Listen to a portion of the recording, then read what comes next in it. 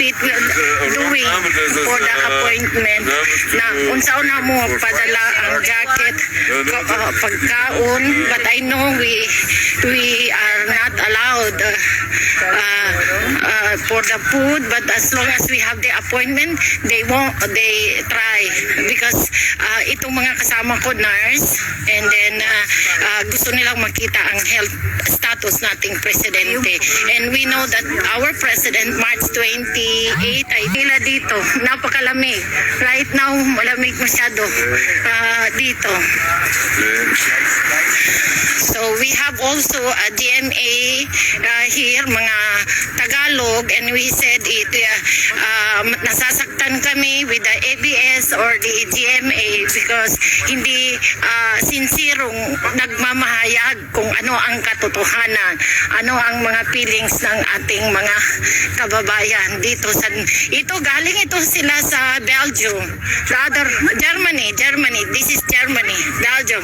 Wala po kaming bayad, hindi po kami binabayaran na andito, sarili namin ang pagpunta dito, sariling pera, sarili naming gastos. So kami, naka-hotel kami, we spend more than 100 euro para lang makapunta. So now Pete is doing good para sa appointment nila with a lady from Germany there para makapasok. We are trying our best to get an appointment, and we call inside. Ikaw from Hamburg, Germany, anong masasabi mo sa ating presidente na ngayon gidete nila dito sa penitentiary interesting Haglanden na wala pong hindi po ating bansa ito. Kung nagkasalang ang isang Pilipino, he should be tried in our own country, in the Philippines, because we believe that the president is a Filipino, a real Filipino. He loves the Filipinos.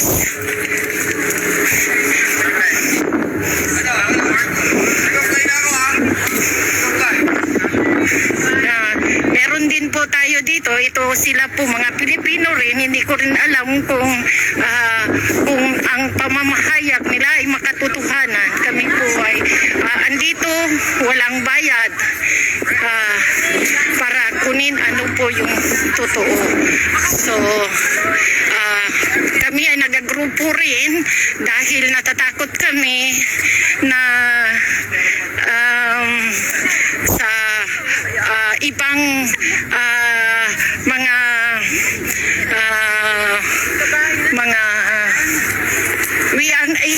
we are not paid by the Marcos.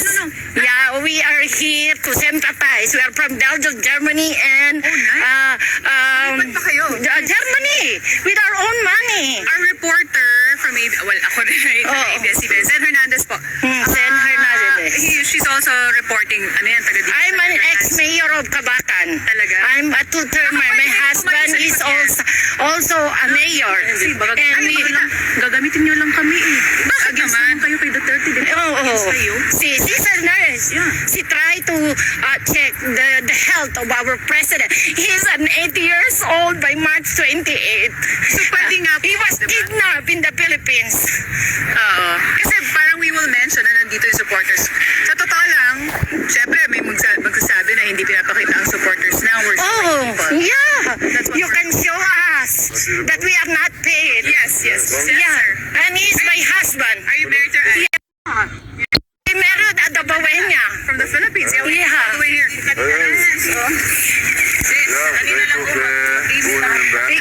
Email mo. Pete. So you helped her like fly over here? Yeah. Live ka ba? Pero pwede, baka pwede po na makita kayo. Kung gusto niyo lang Yeah, pwede. sa likod niya. Yeah. We can. Yeah, she's asking, Pete.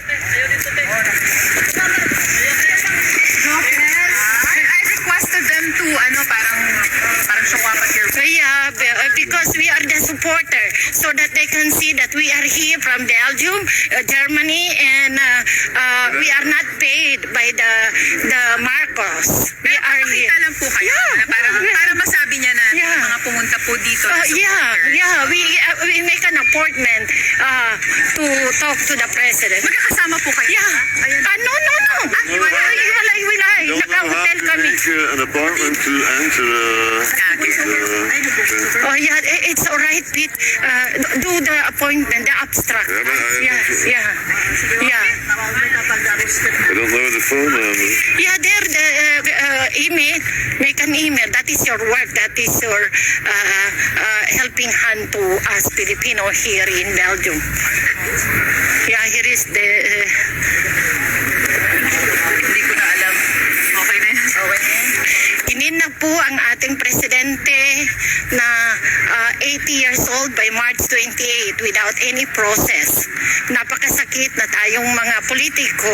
I'm an ex-mayor of Kabakan for 2 terms and my husband too. But I was here in Belgium because I was married and given a child. Of course, yeah. Because my Filipino kababayan there love to see where is the president. Here, napakalamig po. It's 8 degrees. Ang kamay po namin ay tumitigas. Ang aming kalubo ay umiiyak. What happened to our dear and beloved president? Dito po, nilakan namin My ito. car first. No, the car. The car cannot. I cannot. It's alright, Pete. It's alright. Okay. Yeah, it's alright. Let me stay there. Yeah, stay here. Here. Okay. Yeah.